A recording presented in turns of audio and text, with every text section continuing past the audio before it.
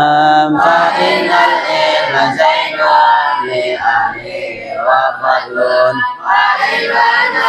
kullil mahamidi wa kun mustafidan kulla yawmin miwasbafi luril fawaidi. Kalau boleh kita kasih judul, dua bait nazam ini menerangkan tentang keutamaan ilmu. Judulnya apa kalau ditanya? Menerangkan tentang keutamaan ilmu. Sebelum kita bahas nazamnya, saya ingin kasih mukadimah, pendahuluan dulu. Jadi ilmu itu merupakan khususiat yang dimiliki oleh manusia. Di mana namanya khususiat, kayak kamu misalnya diberi kado secara khusus. Maksudnya khusus itu apa?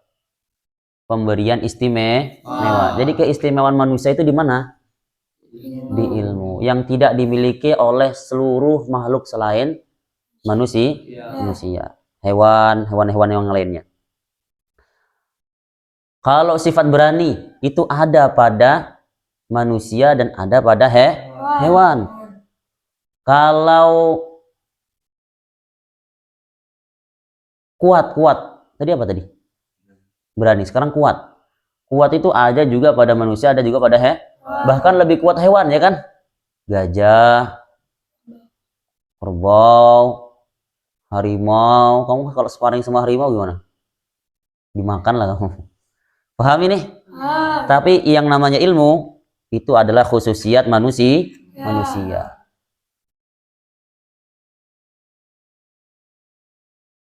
Makanya dalam nazam ini kita akan bahas tentang keutamaan ilmu. Perhatikan, lihat nazamnya. Ta'allam fa innal ilma zainun li ahlihi wa fadlun wa inwanun li kullil. Ada alif lamnya enggak? Ada. Li kullil mahamidi. Wa kun mustafidan kulla yaumin ziyadatan minal ilmi wasbah fi buhuril fawaid. Ta'allam. Apa arti ta'allam? Belajarlah kamu. Fa innal ilma zainun, penghias, li ahlihi wa fadlun, prestasi, kelebihan, keutamaan, wa inwanun, dan tanda likulli mahamidi.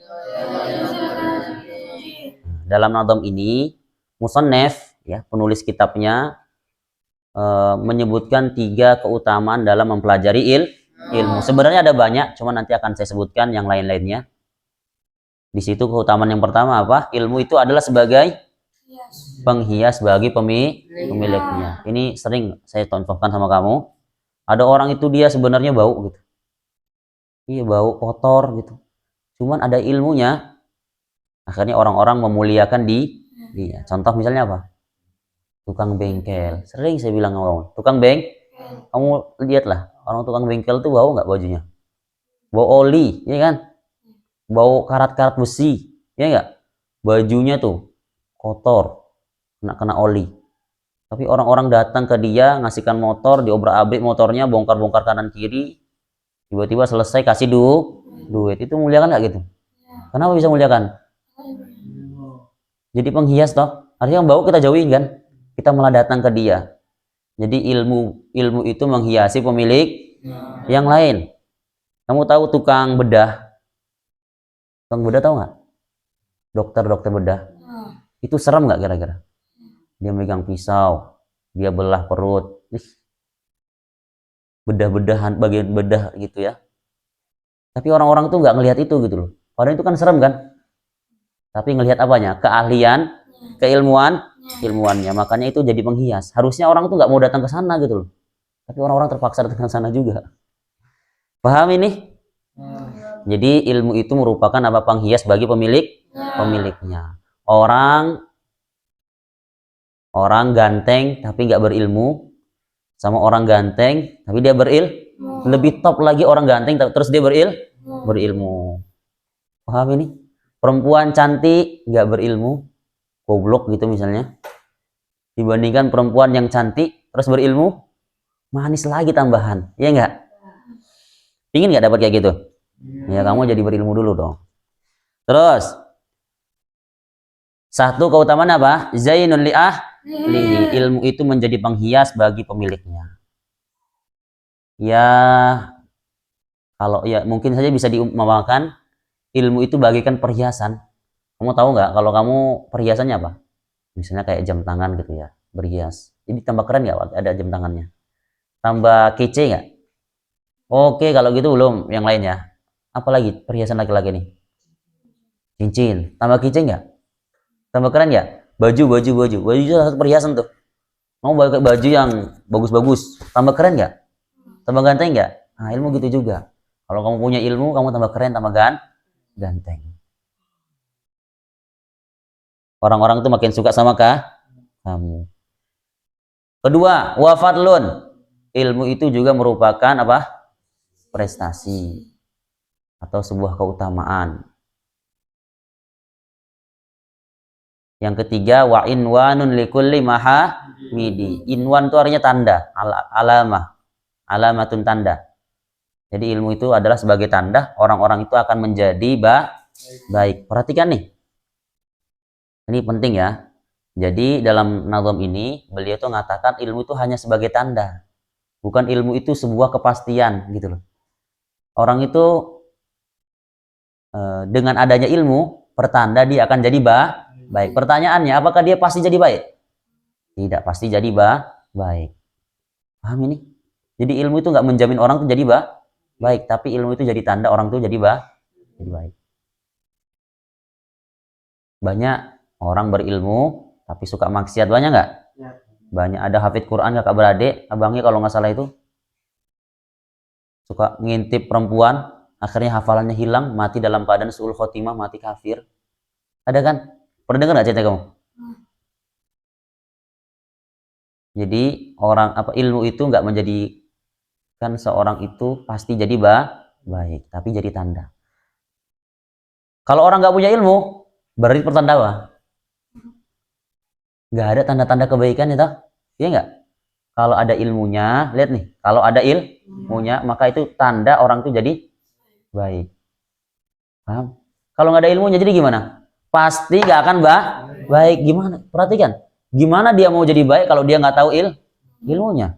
Dia kira dia nyuri, terus sodakohan, paham?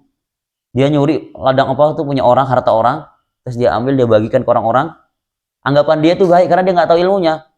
Padahal itu buruk, bahkan dia dosa. Satu, dosa mencuri, yang kedua dosa sedekah harta tersebut karena bukan milik dia. Paham ini? La tuqbalu shadaqatun min gulul wala la tuqbalu salatun min wala la tuqbalu salatun bi ghairi tuhur wala shadaqatun min gulul. Jadi sedekah dengan harta haram itu dosa. Udah dia nyurinya haram, tambah dia sedekah dengan harta haram itu juga dosa. Paham ini? Kenapa orang bisa kayak gitu? Dulu sempat saya ketemu sama orang, dia bilang apa? Saya ini Pak, alhamdulillah katanya, saya bantu masyarakat di sini. Orang-orang yang punya harta lebih saya ambil malam-malam hartanya. Saya curi kata dia, dari Lampung, orang Lampung. Terus saya bagi-bagikan. Kata dia wali Songo tuh ada yang kayak gitu juga katanya. Kata dia. Padahal nggak benar ya. Padahal apa? Nggak benar. Paham ini? Jadi ilmu itu menjadi tanda orang itu jadi baik. Kalau orang nggak punya ilmu pasti nggak jadi baik. Paham ya? Saya contohkan nih. Iblis itu dia tahu nggak dia surga, tahu nggak? Tahu nggak dia neraka? Tahu nggak dia para malaikat? Dia kenal nggak sama Allah? Bahkan dia berbincang-bincang nggak dengan Allah? Sempat ngobrol nggak dengan Allah? Bayangkan. Itu sebuah pengetahuan loh, yang kita nggak pernah tahu. Neraka kita nggak tahu ya kan? Cuman kita meyakini dari hadis-hadis Nabi, dari ayat-ayat Al-Quran. Kita nggak tahu azab kubur, nggak pernah lihat, nggak pernah dengar. Kita nggak tahu tuh surga neraka itu, nggak ngelihat langsung, secara langsung. Ini bayangkan, iblis udah ngelihat langsung dia. Berarti dia punya pengetahuan, paham nggak kamu? Tapi pengetahuan dia, apakah dia jadi beriman? Enggak kan? Jadi ini juga dalil bahwasannya ilmu itu tidak langsung otomatis menjadikan orang itu baik, tapi menjadi pertanda orang itu baik. Kalau nggak punya ilmu pasti nggak jadi baik. Jadi ada 3 keutamaan disebutkan di sini. 1, ilmu itu menjadi penghias. 2, menjadi prestasi ya. Yang ketiga, pertanda orang itu jadi baik. Kamu pernah dengar nggak? Santri kok masih pacaran? Santri kok masih ngomongnya kasar? Pernah dengar gitu nggak? Orang sholat kok masih kasar ngomongnya? Kata mereka gitu. Bener nggak pernyataan kayak gitu? Hah? Ya sebenarnya memang itu memberikan pengaruh ya, pengaruh baik. Tapi kan nggak secara pasti orang-orang yang belajar ilmu, orang yang nuntut ilmu, ya itu langsung otomatis perkataannya jadi baik. Paham nggak kamu? Kan orang sering bilang gitu kan. Lanjut, dah ini 3 keutamaan. Saya tambahin lagi. Ilmu itu juga meninggikan derajat kita. Ilmu itu meninggikan derajat kita. Dalam Al-Quran gimana ayatnya? Yarfa'illahu alladhina amanu minkum walladhina utul ilma darajat. Allah meninggikan derajatnya orang-orang beriman, derajatnya orang-orang yang beri dengan 1 derajat, dan meninggikan derajatnya orang-orang yang beriman dan ahli ilmu dengan beberapa derajat. Paham ini? Orang iman biasa Allah tinggikan derajatnya, tapi kalau yang berilmu, yang beriman dan berilmu ditinggikan beberapa derajatnya. Ini kata Sayyidina Abdullah ibnu Abbas, darajatul ulama fauqal mu'minina. Derajatnya orang-orang beriman yang ahli ilmu, orang iman yang berilmu atau ulama, itu derajatnya di atas orang-orang yang beriman tapi tidak ahli ilmu.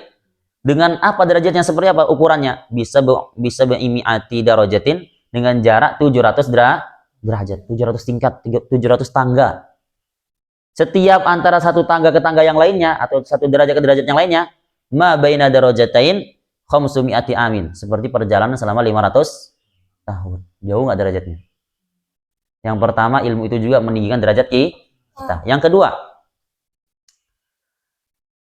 ilmu itu menjadikan kita itu takut kepada Allah. Semakin takwa sama Allah. Orang nggak akan bisa takwa kalau nggak punya ilmu. Paham ini? Orang yang bertakwa itu adalah orang yang berilmu. Innama yakhshallahu min ibadihil ulama. Yang hanya takut, yang takwa itu hanyalah orang-orang yang ahli ilmu. Yang ketiga, ilmu itu menjadikan kita mudah untuk masuk ke dalam surga. Gimana? Apa hadisnya?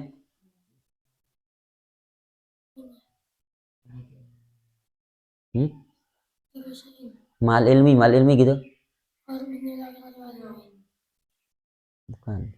Atau ya hadis ini ya, man salaka tariqan yaltamisu fi ilman sahalallahu lahu tariqan ilal jannah. Siapa yang memudahkan langkahnya untuk menuntut ilmu, maka Allah akan mudahkan langkahnya juga ya untuk masuk ke dalam surga. Jadi ilmu itu akan mudah membawa kita masuk ke dalam surga. Itu yang keberapa tadi?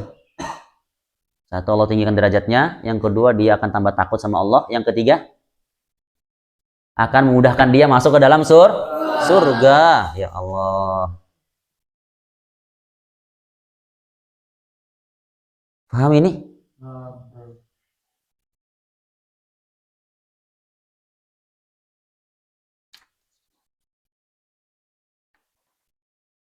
Udah, sebenarnya banyak ya, cuman kita bahas sedikit aja tadi. Nah, perhatikan bait selanjutnya. Wa kun mustafidan kulla yaumin ziyadatan minal ilmi wasbah fi buhuril fawaid. Wa kun, dan jadilah engkau mustafidan, orang yang mengambil faidah, orang yang senantiasa mengambil faidah. Kulla yaumin, di setiap harinya, ziyadatan, tambahan. Minal ilmi, dari ilmu, wasbah, dan berenang-renanglah engkau fi buhuril fawaidi, di laut-lautan faidah. Perhatikan.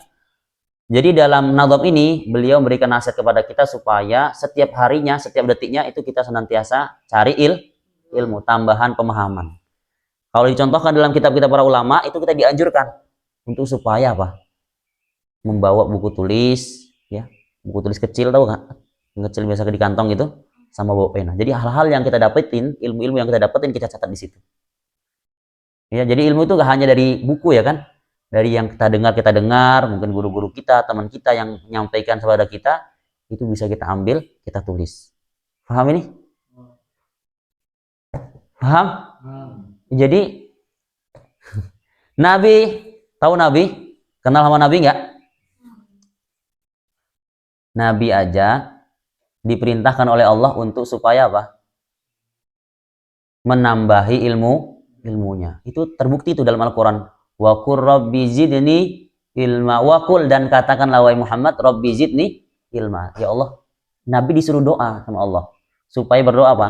Ya Allah, tambahkanlah ilmuku. Paham? Rabbi zidni ilma. Nabi loh, Nabi pemahamannya sempurna nggak? Ilmunya sempurna nggak? Tapi Nabi disuruh oleh Allah untuk apa? Nambahi ilmunya dengan cara apa? Doa. Kita ini sebagai orang yang banyak cacatnya, yang banyak kurangnya, pemahamannya lemah, terus nggak mau belajar tuh gimana ceritanya tuh? Nabi aja yang udah sempurna aja tetap disuruh oleh Allah untuk nambah Makanya di sini beliau nasihatin kita, wa kun mustafidan kulla yaumin ziyadatan. Setiap hari kamu mau jadi santri, mau jadi ustadz, mau jadi apa, usahakan ilmunya terus nambah. Nah, orang itu kalau nambah ilmunya,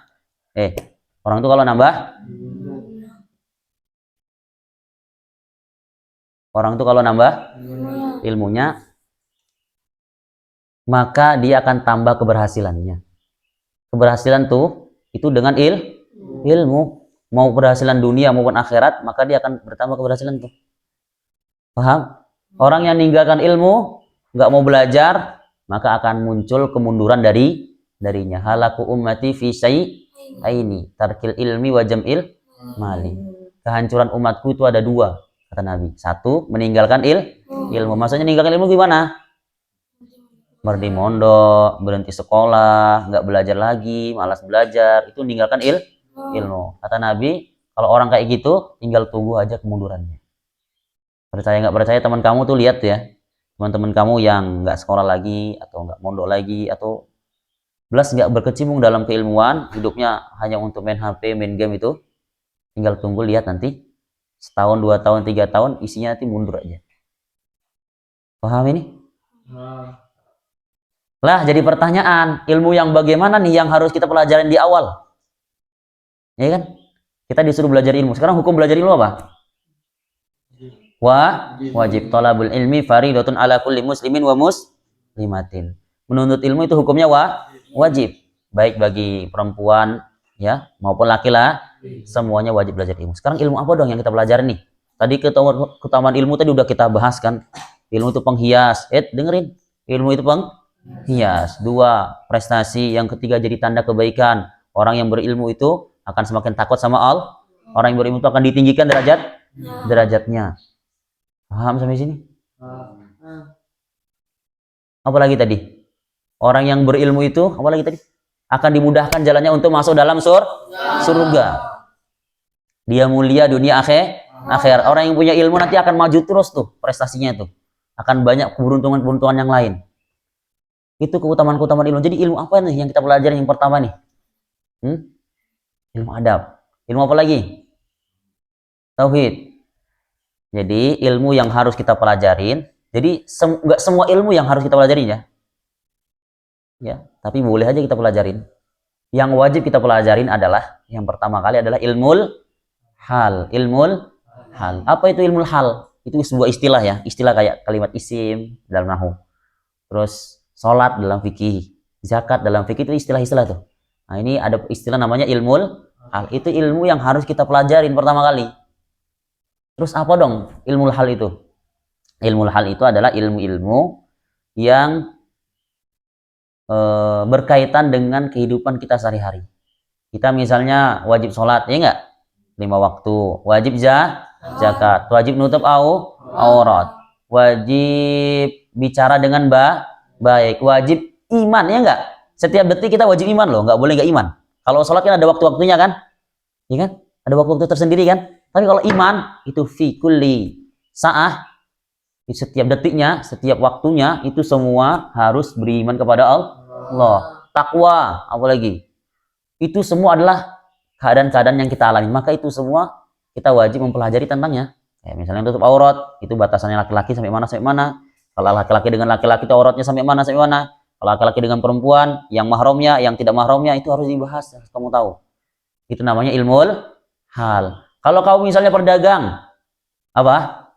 Pedagang. Maka kamu harus mempelajari ilmu tentang cara berdagang dengan cara yang benar sesuai dengan syariat. Maka ilmu itu disebut sebagai ilmu apa? Ilmu hal. Kalau kamu bertugas sebagai apa? Apa contohnya misalnya?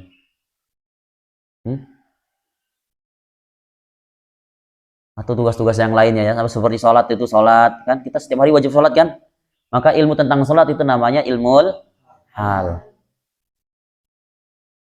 Paham di sini? Jadi ilmu apa yang harus kita pelajarin pertama kali adalah ilmu hal, itu hukumnya fardu ain. Adapun ilmu-ilmu yang di luar itu, yang di luar kebutuhan kita, itu bukan disebut sebagai ilmu hal.